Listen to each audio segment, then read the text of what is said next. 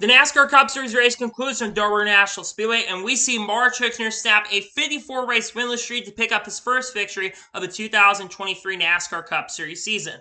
What's going on, guys? It's Daniel, and welcome back to another video. I just got done watching NASCAR Cup Series race from Dover National Speedway, the War 400. We got quite a bit to talk about from this race. Let's go ahead and talk about it. So, obviously, this race is run on Monday because yesterday the race ended up getting postponed due to weather. They made the call early in the morning, and there was no racing yesterday, so it got postponed to today. Because of that, and we're qualifying actually getting rained out, you have Kyle Busch leading the pole from the pole and Chris Bell on the inside. Kyle Busch got a really strong start. Actually, Austin had to start at the river. Kyle Busch got a really strong start at the beginning and was able to take the lead from Christopher Bell.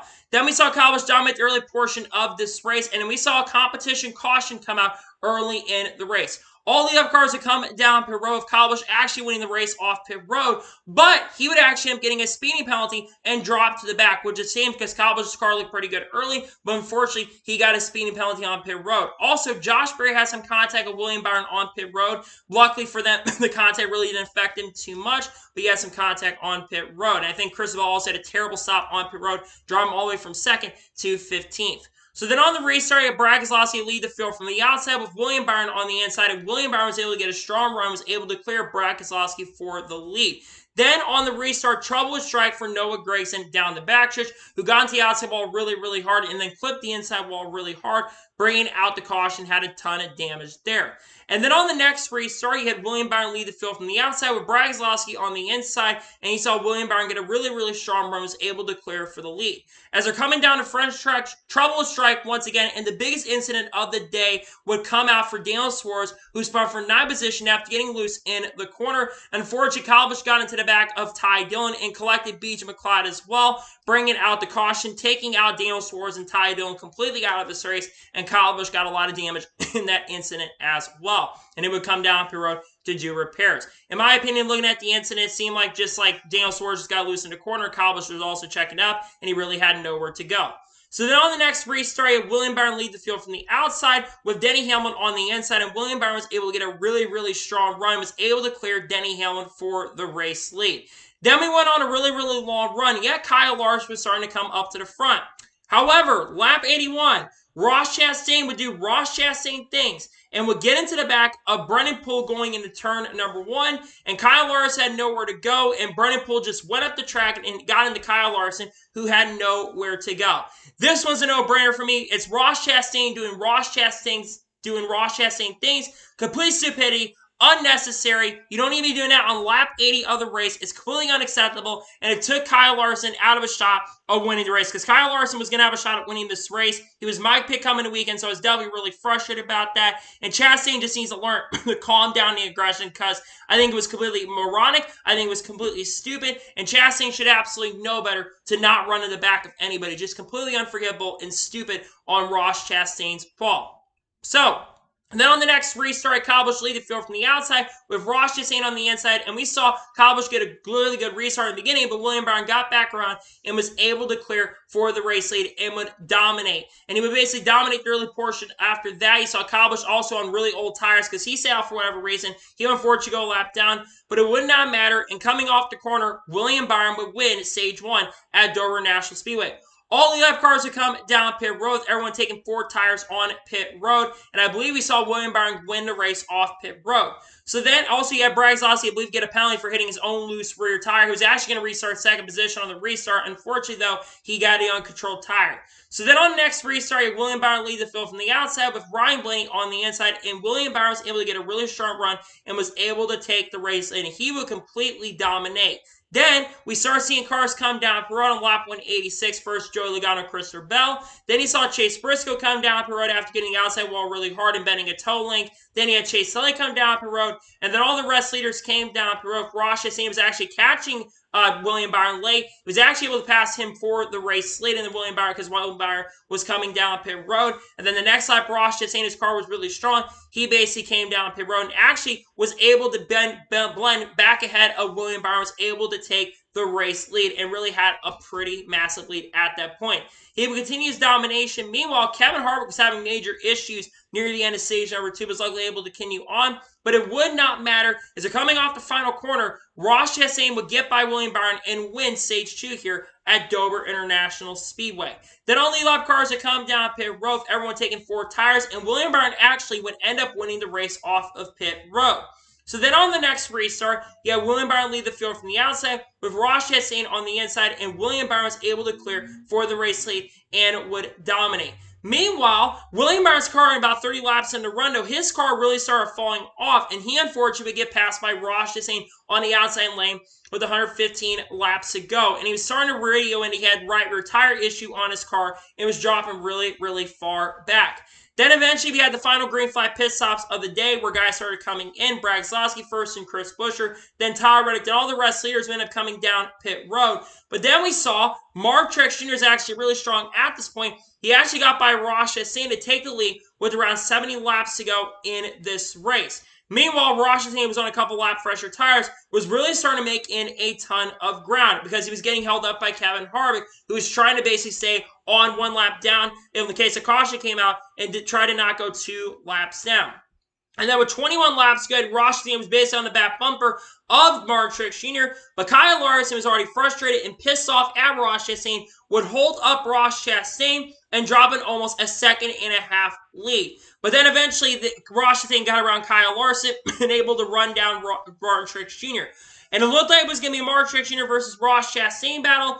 Unfortunately, a caution would come out with 14 laps to go. The final caution would come out for Joey Logano, who would lose the tire going into turn number 3 and hit the outside wall really, really hard, bringing out the final caution of the day. It just looked like Logano had a major problem, major issues, and it took him out of the race, unfortunately. So then with 13 laps to go, all the cars would come down pit road for the final time, with Mark Truex Jr., Ryan Blaney, Chris Bell all taking 2 tires, while the rest lead lap cars, there was only 8 cars on the lead lap at the time, they would take 4 tires. So then on the final restart with 7 laps to go, you have Mark Truex Jr. lead the field from the outside with Ryan Blaney on the inside. And Mark Truex Jr. and Ryan Blaney battle really, really hard. On the first couple laps of the run, Mark Truex Jr. is able to clear around. Meanwhile, Ross Chastain was able to pass Ryan Blaney with about 5 or 6 laps to go. And it was going to come down to a battle between Chastain and Truex. Can Ross Chastain on 4 tires catch Mark Truex Jr. to get his first win of 2023? Well, he was getting really, really close, about 3 or 4 tenths back, but eventually Truex started running a higher line. It would not be enough for Ross Chastain. As it came down to final corner, Mark Truex Jr. would snap a 54-race winless streak, hold off Ross Chastain, and it would be Mark Truex Jr.'s first win of the 2023 NASCAR Cup Series season. Man, talk about a really strong day for Mark Truex Jr. and a well-deserved win. Martin's car struggled in the beginning, but as the race progressed, his car became very, very good. And I thought Mark Truex Jr. was going to have a chance for maybe a top 5, but I didn't think coming today he was going to have a chance to win. But what a day for Mark Truex Jr. It's been a long time since he won. His last win came at Richmond in 2021 in September. It's been a very long time. It's a well-deserved win for Mark Truex Jr., but nonetheless, a great day for Mark Truex Jr., a well-deserved win, and massive congratulations. I didn't know if he was going to win this year or not. He's had some decent pace and speed this year, but for him to finally get that first win of 2023 is amazing and incredible. Congratulations to Mark Truex Jr. on getting the victory. So now we're going to look at the results of today's race, and I'll give you my score of today's race. So Mark Truex Jr. picks up the victory. Ross Chastain finished second, even though Ross Chastain had the massive controversy with Kyle Larson, and definitely they're both going to have to talk for sure. And he once again apologized for the second incident, even though I thought that was really, really dumb. He still had a pretty good day overall. Yes, with the controversy, it's going to overshadow a good run he had, but he had one of the best cars today for sure. Gets a really strong top 5 in second place. Great run for Ross Chastain in second. Ryan Blaney finishes third. Ryan Blaney really ran about third most of the day, just generally was in third position a lot of the day. That car seemed pretty good. Not as good as the top 2 or 3, but still a very, very strong day nonetheless for Ryan Blaney in third place. Great run for Ryan Blaney. William Byron finishes 4th. William Byron for the first 2/3 of this race definitely had the fastest car. Unfortunately, it seemed like in stage 3 the car kind of went away from him. He had a really good short run car and a terrible long run car, but nonetheless still a very strong top 5 for William Byron and a pretty big bounce back day for him. He finishes in 4th. Denny Hamlin finishes 5th. Denny Hamlin also is really strong early in the race. It seemed like his car kind of fell off a little bit in the second half of this race, but still nonetheless a very solid top 5 finish for Denny Hamlin. Great run for him. Chris Bell finishes 6th. Chris Bell was good early, fell back a little bit, and then he kind of came back to the front a little bit as well. Very solid top 10 day for Chris Bell. Not a bad run for him. Tyler Reddick finishes 7th. Gets a very solid top 10 finish. It was quiet most of the day, but kept his nose clean a lot of the day. He finishes 7th. Brad Keselowski finishes 8th. What a great recovery for Brad Keselowski. I think Keselowski probably had a top 5 car. Unfortunately, those penalties on pit road cost him a shot at going to victory lane. Nonetheless, though, still a very good day for Brad Keselowski. He's still trying to make it into the playoffs this year. I think he's got a really good chance to get it done. Still, though, a very solid day nonetheless for Brad Keselowski in 8th place and a great comeback. Chris Buescher finishes 9th. Again, another great day for Chris Buescher. Ran top 10 pretty much all day long. Seemed like he's falling back near the end of the race, but still a very solid top 10 run for Chris Buescher. And Josh Berry finishes 10th. We're going to be talking about Josh Berry likely tomorrow on the channel, but Josh Berry had a pretty decent day. The car looked really strong early. It was up to 6 at one point. Didn't have race-winning pace, but a very solid top 10 run for Josh Berry. Going to have a couple races coming up where I think he could be really strong, especially at Kansas next week. A good run for Josh Berry in 10th. Chase Elliott finishes 11th. Chase Elliott just overall kind of quiet most of the day. I expected him to run a little bit better. Just seemed like the car never was really good. The best he ran today was 8th. It's a shame because Chase Elliott I thought was going to be a threat for the win today, and it kind of just never really is a big factor in the race. He finishes 11th. Bubba Wallace finishes 12th. Bubba Wallace had a quiet day. Struggled early at one point, was last, but a great recovery near the end to finish 12th in the top 15. Just a quiet day overall. He finishes 12th. Ty Gibbs finishes 13th. Man, tough rate for Ty Gibbs. Ty Gibbs was having his best race he's had in his NASCAR Cup Series career up to this point. He was at one point up in 4th position. He was catching 3rd place. I thought he was going to have a chance maybe seek a win. It's a shame he ran out of field or was basically in a field strategy kind of day because it cost him a shot at going for the win. Nonetheless, so a top 15 is disappointing, but he should be really proud of himself and patting his back on the back. It's such a shame his pit crew really screwed up and cost him. Corey LaJoie finishes 14th. Pretty good run for Corey LaJoie. Again, Corey LaJoie's been consistent in the top 15 and top 20 a lot more this year. I think Corey LaJoie will probably have his best points finish he's ever had in his NASCAR Cup Series career. Very solid day for him.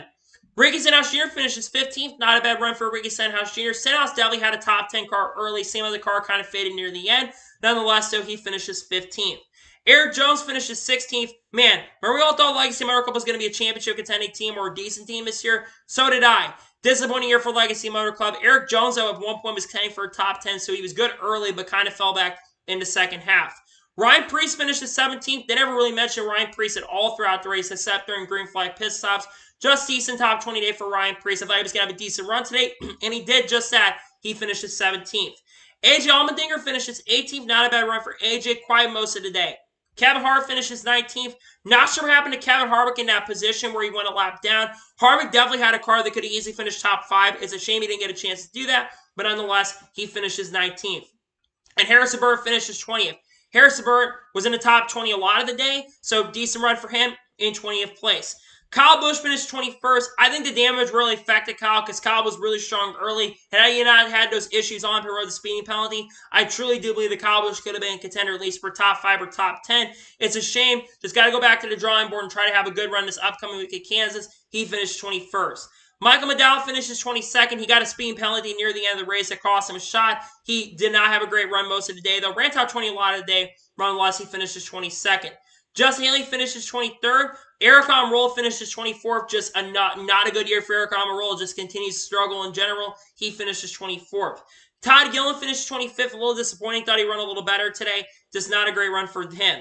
Austin Cindric, who was terrible today, he finished 26th. Just seemed like Cindric is struggling, having a sophomore slump in 2023. Gonna need to recover because we're almost halfway through the regular season. Just not a good day for Austin Cindric.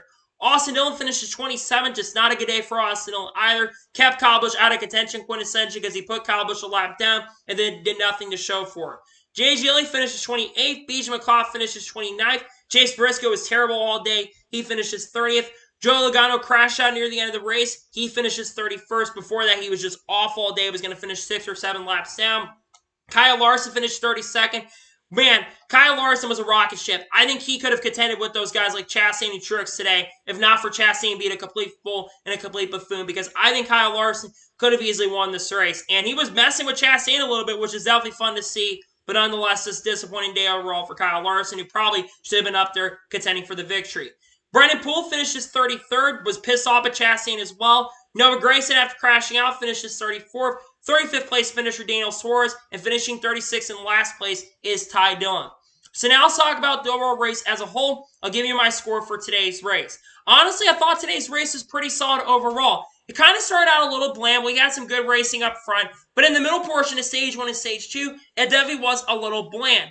But once we got to stage 3, I feel like this race really came into its own and started becoming a really strong race. You have multiple leaders, multiple different drivers out front contending for the lead, and generally it was setting up to be a really, really great finish between Ross Chastain and Martin Truex Jr. That caution came out, you still had a very solid finish and a great winner nonetheless. For me, I'm going to give today's NASCAR Cup Series race at Dover National Speedway overall an 8 out of 10. I thought last year's race is probably very similar to this one. It was a very good race overall, in my opinion. I absolutely enjoyed it, and I'm going to give today's race overall because it felt natural. It felt pretty good. The long runs are definitely fun. A lot of comers and goers. Kind of feel like a Richmond race a little bit. I enjoyed it. I'm giving it 8 out of 10. So that is going to be for today's NASCAR Cup Series race review from Dover National Speedway. I want to thank you guys for watching. Please like, subscribe to the channel, notifications on so you know if I win a video does go live on my channel. Follow me on Twitter, Facebook, and Instagram, and support me on Patreon as well. Links description below with that, and comment your thoughts below on today's episode. What are your thoughts about Martin Truex Jr. picking up his first win in 2023? Let me know your thoughts in the comments below, and also congratulate him on picking up his first win of 2023.